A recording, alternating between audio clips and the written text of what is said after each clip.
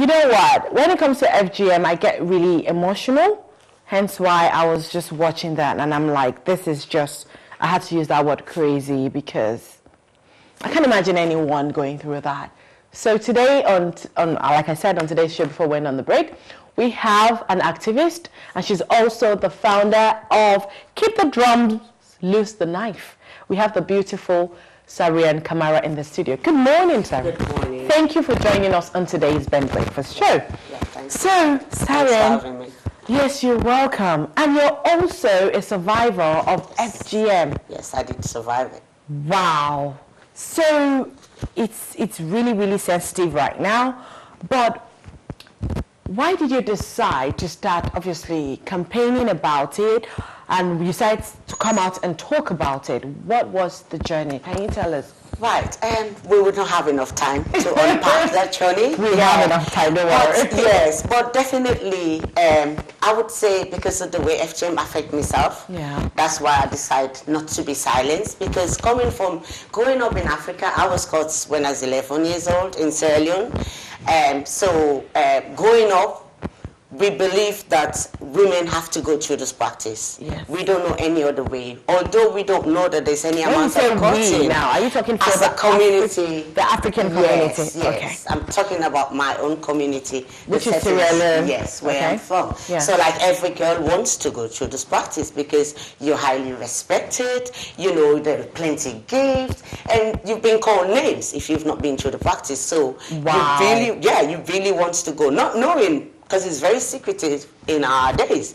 There's no social media, no phones and things like that. Yeah, so after I've been through this practice, like if you get to look at my work and look at documentaries I've done, you'll see that I mentioned that I was caught twice. Now, I was the only one among the 15 girls that were initiated at that time that was caught twice. Why did they cut you twice? Because when we went to the riverside to wash for the first time, they realized that they did not remove all of my clitoris. Oh my God. Yeah, so I was taken back and they do the procedure again. And this time it was not new because I knew what was going to happen. So that's one thing. I was left with really bad scar tissues. And this have really affected me as a young woman. I became, like, sex life was really difficult and stuff, like engaging. So all of that did not ring a bell because when we left Sierra Leone, we went to the Gambia because there was war in Sierra Leone. Okay. We went to the Gambia and I found out that, everyone is crazy about this practice. So my family did the right thing for me. Oh. Yeah, so kind of it became normal again. So you kind of, out of your own community, you realize that, all women have to go through this. So they did the right thing for me because if I've not been caught, you're not a woman. I would not be complete. That was the orientation, that was the, let me use that word brainwashing. Is that okay to use that they gave to you? Definitely. And going through this process, did they, okay, before we even start talking about that, can we just explain what FGM is? FGM means female genital mutilation. Yeah.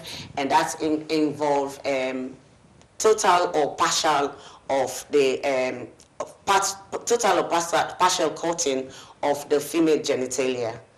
So there are different types. Again, I only know that when I came to England. I don't know there were different types of FGM when it is practiced. Yeah, and it's mostly done for non-medical reasons.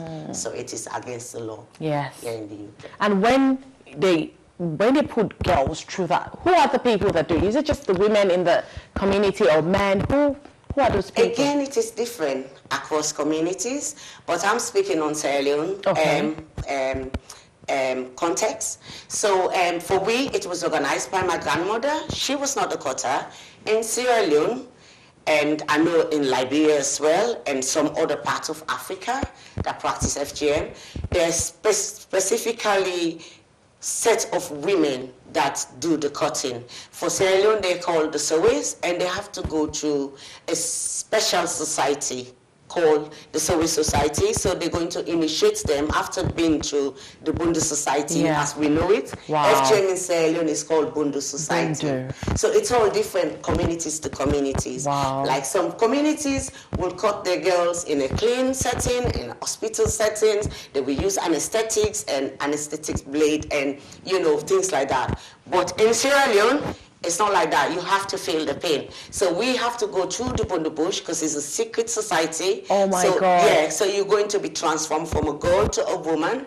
So the cutting is just a beginning for of a very long journey for the woman or the young girl. That was our case. It's all changing now because people like ourselves and many others out there before us have been campaigning really, really hard. Yeah. And the governments, the UK governments have been on this since, they've had a law since 1985, you know, to tackle this practice. So that just shows you that people have worked tirelessly to try to tackle, to stop this. To end this It practice. is really barbaric. Yeah. So we've spoken about what FGM is, and we've spoken about your experience.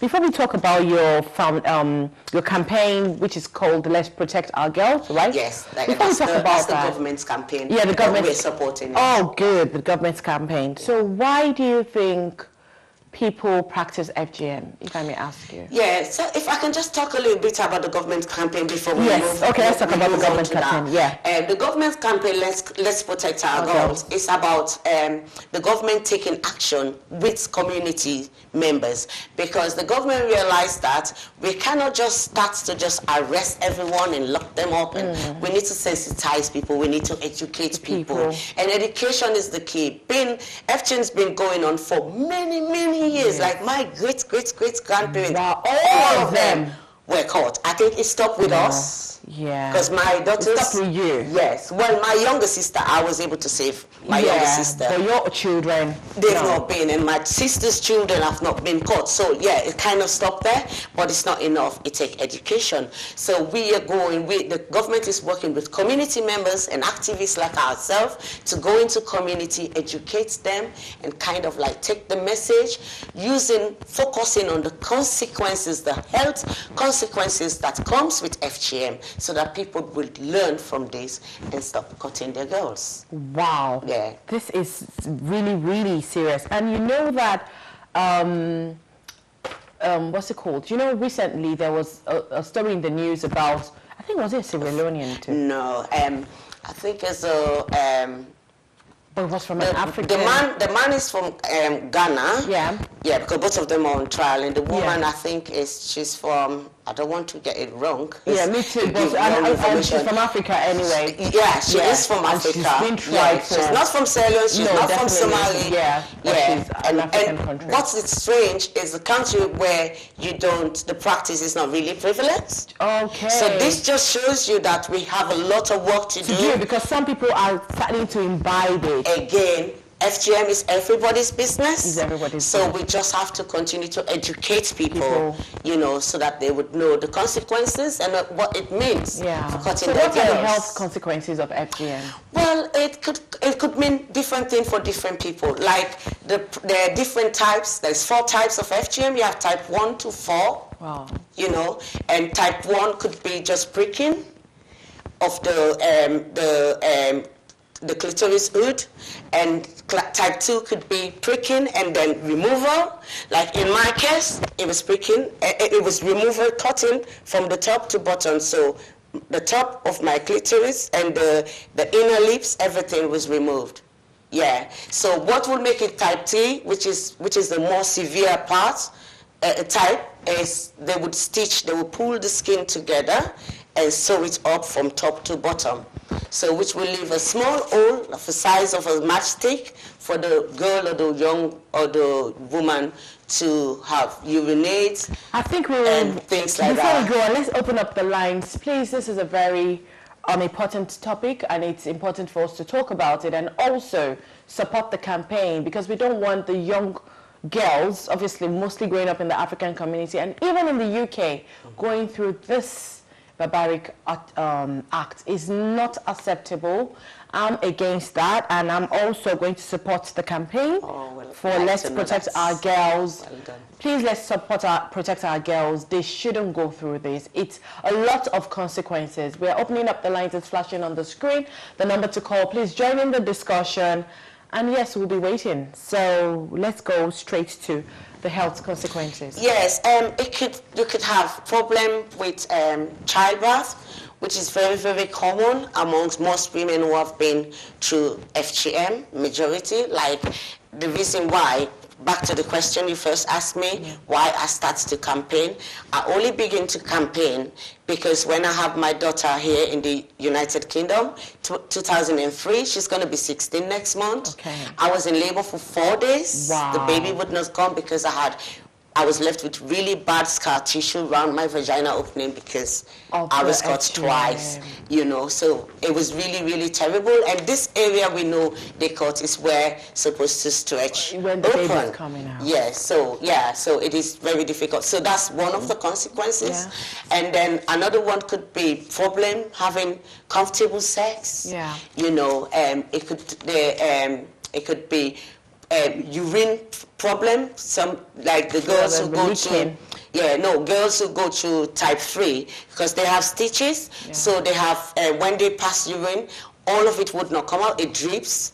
So you got that trap of urine inside, and their period as well is trapped. So it could mean a lot of other issues. Yeah. So it all depends on what type that was done on you and how it was done. And like in our case, all of us, 15 of us were caught with the same blade.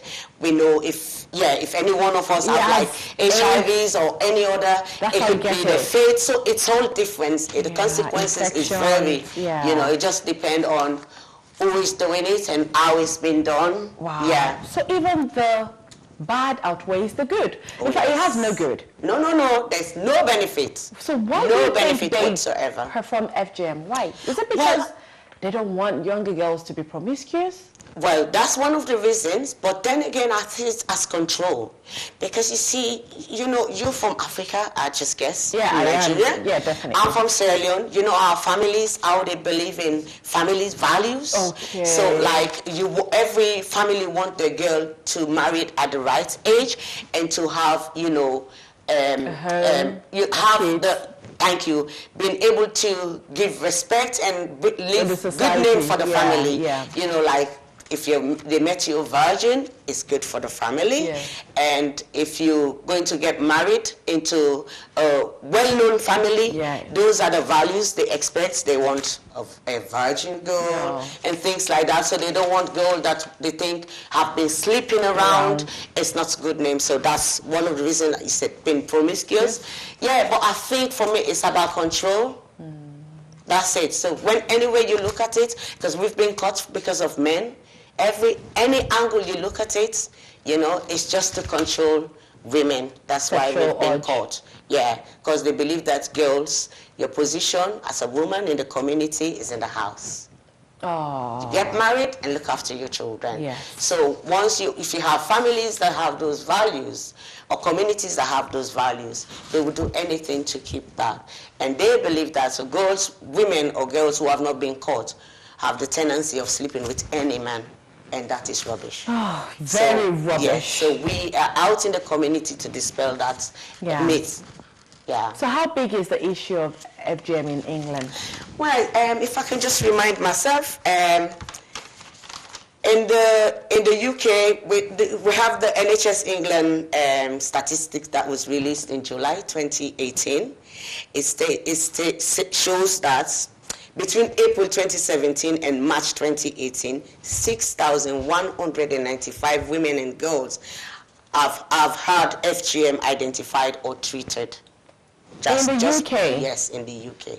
And that I know it would involve someone like myself. Definitely. Yeah, because I was caught when I was 11 and I came to the UK in 1999. Yes. So you would go to smear tests and now 2 recommendations from professionals, frontline professionals, activists like ourselves. We form the intercollegiate report for the government and make recommendations that girls who were born to women who've been through the practice, they should like be recorded down. So, you know, at risk, because it is only us who have been through, who are from girls, can cut our girls. So, so girls who are born to mothers like myself are at risk. And definitely my girls are at risk.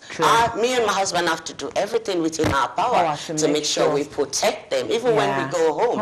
You know, it's very, very important. Talking about going home, so now, you imagine a young girl, obviously from an African origin that believe in FGM, moves back to, not moves back, just even go on a holiday to Africa, and they actually live here. Is it illegal?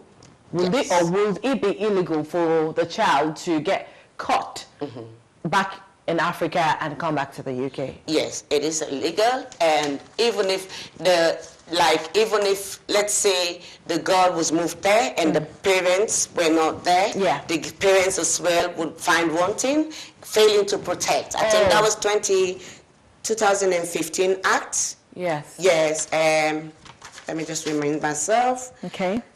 The Serious Crime Act 2015, that it would be failing to protect the girls. A child, because we see that people have been sending their children back home to have it done. Because they know it's against the law here, or some of them will bring cutters in the country to cut girls. So it is either way you do it, because in the law in 1985 there was loopholes. So in 2003 the government strengthened this law, you know, which covered this area you've just talked about. So anyone who is a UK resident, if you take anyone outside or supports, you know, so even let's say you just make phone calls for that to happen, you are in for it. You're playing with the law. So you're breaking the law. So even initiating that act, even though you're not if you provide money, part of it. Either way, as long as you support buy the ticket, you make a phone call. Yes, you are in for it. So it's very important for we to go into our communities and advise our people, because it's a shame. You know, we just had the first case in England, because we are talking about prevention, because I know what it means. I am living like I'm serving a life sentence because I've been through FGM. There's never a time you feel better. It stays with you till you die. Wow. So, you know, the consequences after consequences. Okay. You know. We'll take the remaining questions, but we need to go on a short break now. We'll be right back here watching the Ben Breakfast Show. Don't go anywhere.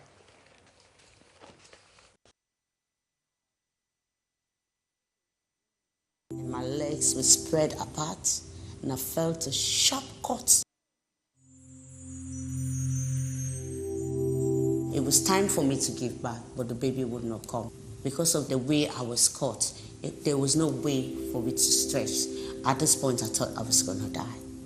Think about the health of your daughter, first of all. Don't do it.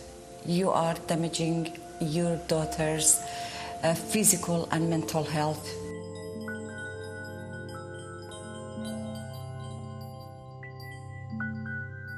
Help is now available for anybody who is worried about female genital mutilation.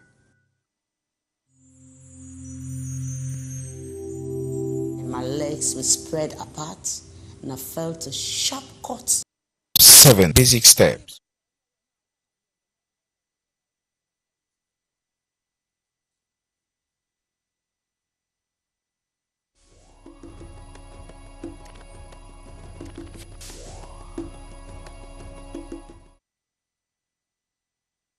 Back still watching the Ben Breakfast Show with me, Tomi Badejoko, and my wonderful guest, Sarian Kamara, who is an activist.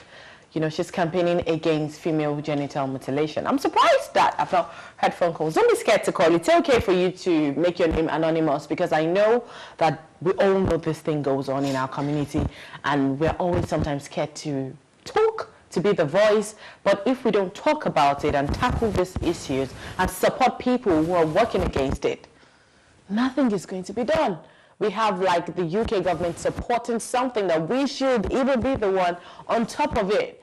It's more of our business than theirs. So please, if you have a view, you want to ask Sarian more questions, please feel free. The number is flashing on the screen. Call us, let's talk about FGM. Have you been a victim before? Has your child been a victim? What are your views on it? Do you want to be part of this campaign? So you have a lot of options to call. Please call, we're waiting. And yes, let's go back to you, Sarian. And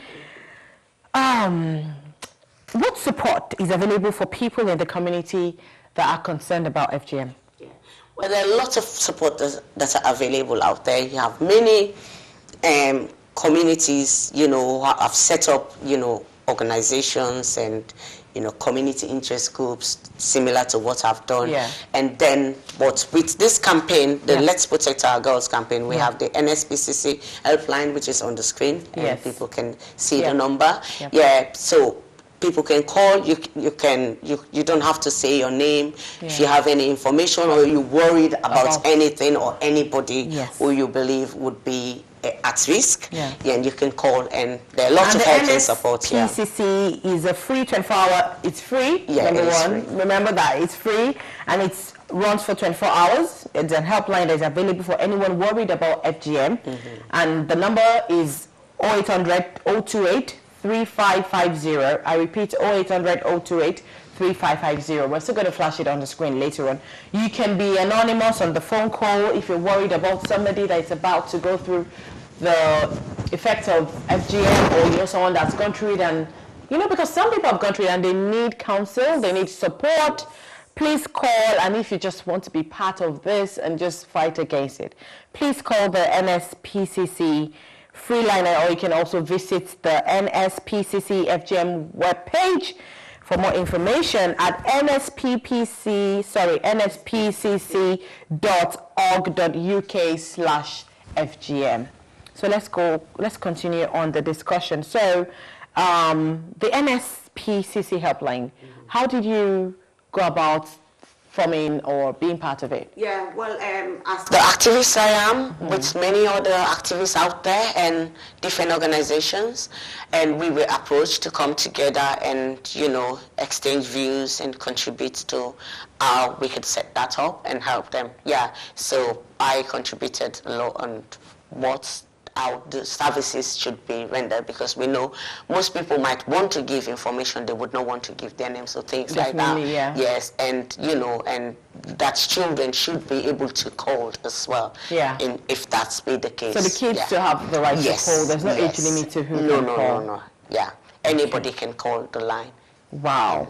There will be help and support. They will be helping. So what other? So the Let's Protect Our Girls campaign, is it with the NSPCC? Well, the NSPCC is in collaboration with the government in doing this. Yeah. Okay. So they are working with communities, you know, because this is mainly it's a community, the community that should drive this campaign. Yeah. Like going out, like I cannot, you know, if I'm not from Somalia, I cannot go and start talking to Somalian people. Yeah, so true. we have other activists who are campaigners within the Somali community who can go and give the message, because your people trust you the most, and you could go and give them the right message. So how do you give them? So when you said the people, is there like a place to go to speak to them? Or do you just organize events? Well, we organize events and we attend government events, like just the 6th of April, 6th of February was Zero Tolerance Day. So there were lots of events right around the communities.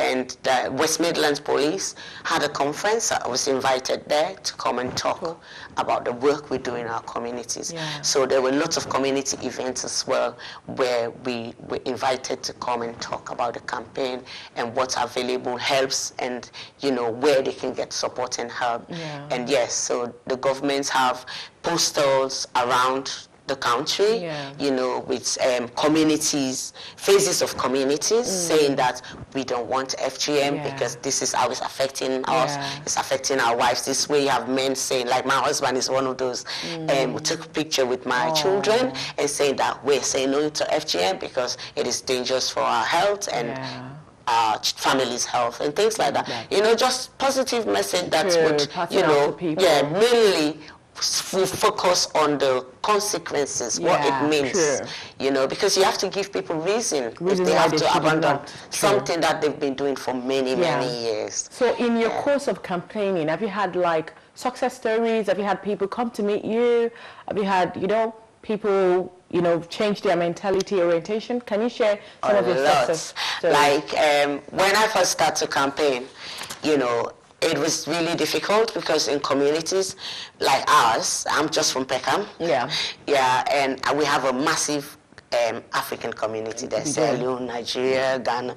So people will stop me and say, oh, you were the one talking about our culture.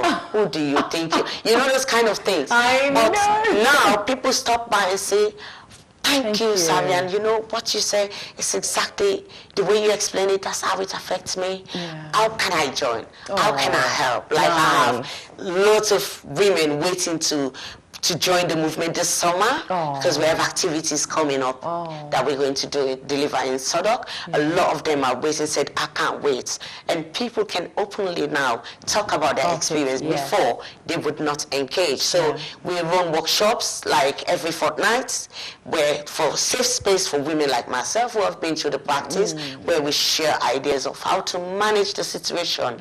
Because once you've been caught, it takes away a lot of things from you. As a woman, it just takes your confidence and everything. Yeah. You know, some women are very withdrawn. They're just locked up into a shell. So we're trying to bring them out. And you don't have to be like Sarian where you can go on the TV and talk about it.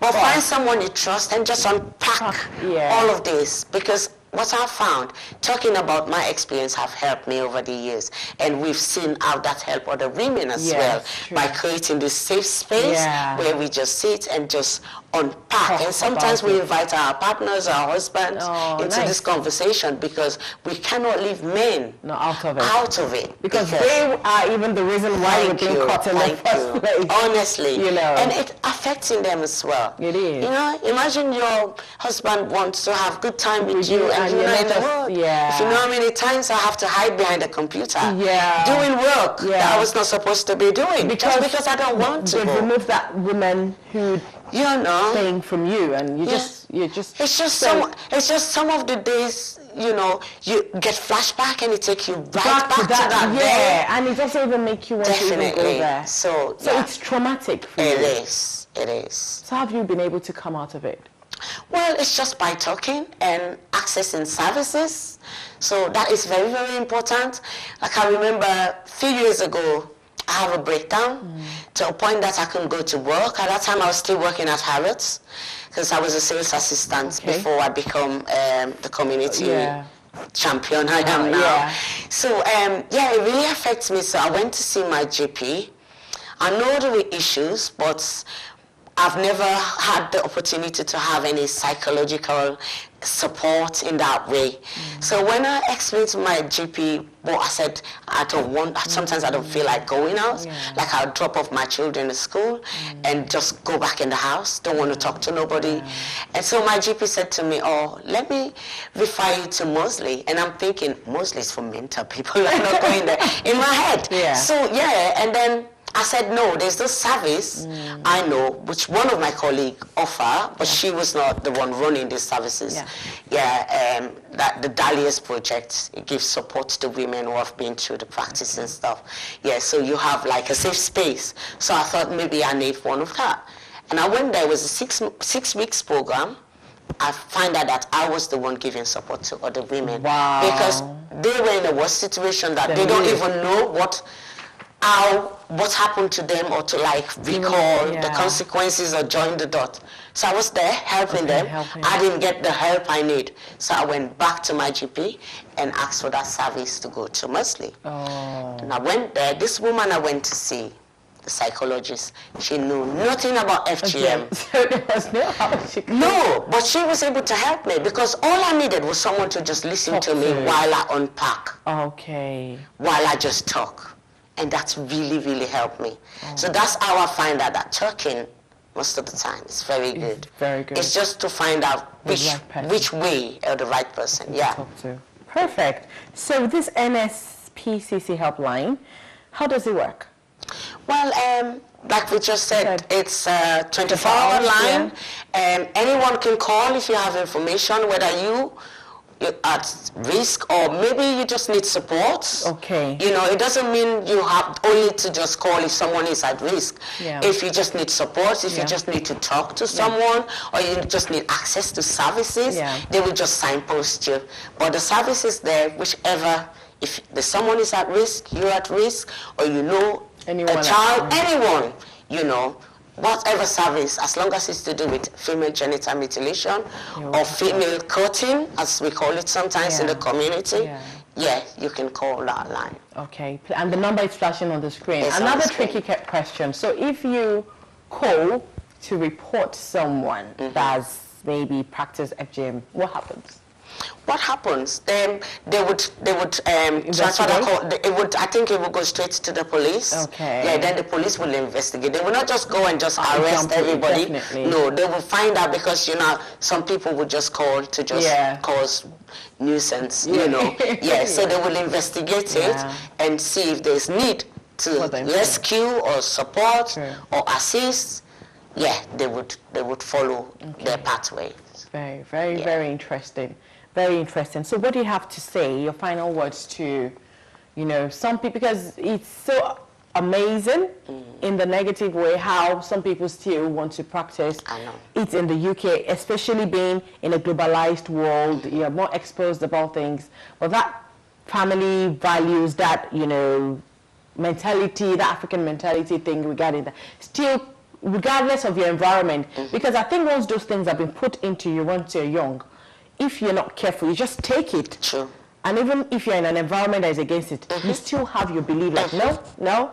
So what do you want to say to maybe women that have gone through it, or women that are even trying to still do it to their child and send them back home, or women that have been through it and they need support? So 3. Women who have been through it, just think of what it means for you, what you're going through, and think that there's no need, you know, because there's no health benefits for it. So, like, I would protect my girls with everything within me, every power I have. I would even use external powers to protect my girls, because I know what it means to be cut. But to the communities that practice it, our communities, don't be that example. Please, don't be the example that they would set. Don't be that study case, because once the girl or the young woman has been caught, it is finished for them. It's like prevention, they said, is better than cure. So this is why, for me, education is the root I take. You know, I don't want to end up in a case where we'll have to, like, inform the police to make our arrest. I want to have a case, you know, where we will say that, oh, we managed to save this girl, or we changed so many people in the community, you know, where, you know, we can change mindset of the cutters, even the cutters as well, because they are victims. Most of the cutters, like in Sierra Leone, you cannot just be a cutter if you're not from a cutting family. So it's something that is forced onto them. So we're saying there's help, there's support, reach out, you know. If you have the blade, put it down and join the movement. If you're a cutter, stop cutting. Come and join the movement. If you were thinking of cutting your girls, stop it. Just join the movement and let's educate our people. Let's move on. Thank you. It's time to move on. Thank you so much, Sarah. It's been so wonderful sharing this topic with you. And I'm sure the viewers at home too have enjoyed it. So please, and they are more educated. So please, like we said, the number is flashing on the screen. Please call the NSPCC, I'm right this time, helpline, to get support, get encouragement, or report anyone going through this act. We'll go on a short break now. You're still watching the Ben Breakfast Show. Don't go anywhere. My legs were spread apart, and I felt a sharp cut. It was time for me to give back, but the baby would not come. Because of the way I was caught, there was no way for me to stretch. At this point, I thought I was going to die. Think about the health of your daughter, first of all. Don't do it. You are damaging your daughter's physical and mental health.